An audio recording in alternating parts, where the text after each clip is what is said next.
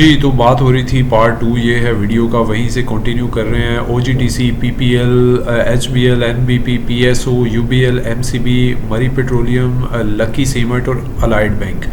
इन ये जो तकरीबन 2, 2, 4, 2, 6, 2, 8, 10 तकरीबन टॉप 10 जो कंपनीज़ हैं, इनका आप समझ लीजिए कि टोटल इन्वेस्टमेंट या टोटल जो हमारा है कैपिटल रिजर्व्स या अनडिस्ट्रीब्यूटेड प्रॉफिट जिसको हम कह रहे हैं, तो ये 42% है ये टोटल अमाउंट का।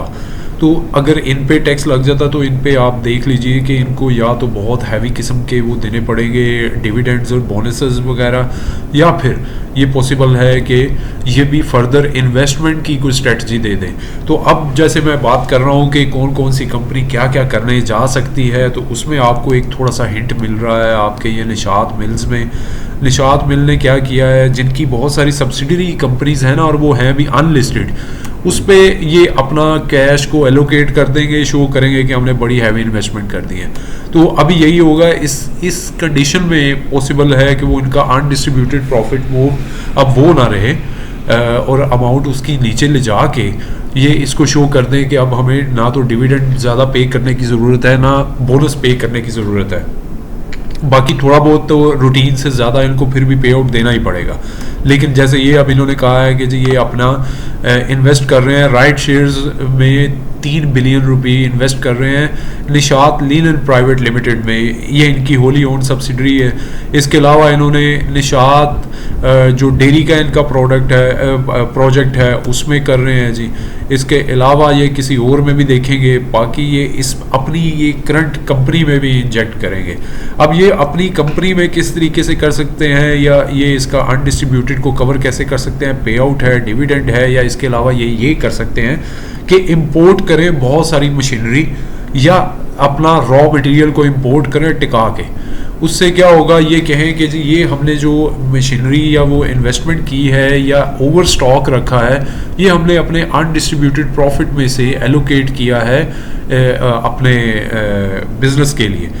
दूसरी एक और ऑप्शन इसके अलावा भी बन सकती है, वो ये हो सकती है कि इन तमाम कंपनीज ने बैंक से बड़े हैवी लोन्स लिए हुए हैं, तो ये क्या करें कि उन लोन्स में रोटेशन कर दें, अपने लोन पे ऑफ करने के लिए इस अनडिस्ट्रीब्यूटेड प्रॉफिट को यूज़ कर लें और कहें जी कि ये हमने अपने इक्विटी को एडजस्ट करने के लिए लोन्स दिए।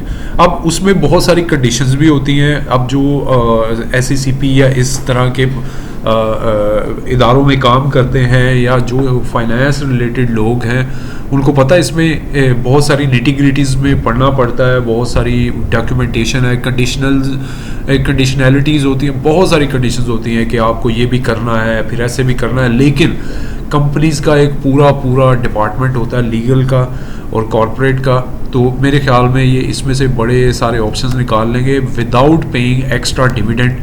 तो ये हो सकता है, ये तमाम कंपनीज़ का सिनेरियो है। अभी गुल अहमद ने भी अनाउंस किया हुआ है कि हमने इन्वेस्टमेंट करनी है, इंक्रीज़ करनी है। वो किस वे में करते हैं वो जल्दी आ जाएगा, पता चल जाएगा। निशात मिल ने भी किया हुआ है, उसमें एक तो उन्होंने अनाउंस कर दिया जैसे मैंने आपको अभी बताया।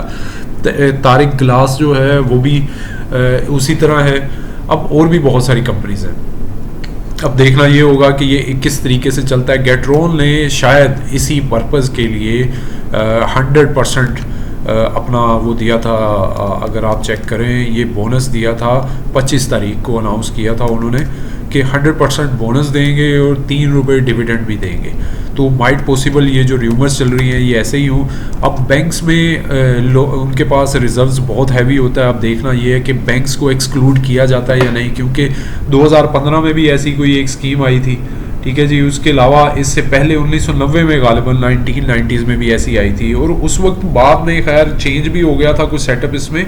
ऑन दी अदर साइड ये भी किया गया था कि बैंक्स को जो है वो एक्सक्लूड किया गया था, क्योंकि बैंक्स का तो काम ही ये है। तो अब देखना ये है कि कौन कौन से सेक्टर को इग्नोर करवा सकते हैं, या फिर ये अपना जो है फर्दर किस तरीके से ये अपना कवर करते हैं ये अनडिस्ट्रीब्यूटेड प्रॉफिट को without being charged as a advance tax of 7.5% to 5% on listed and unlisted companies।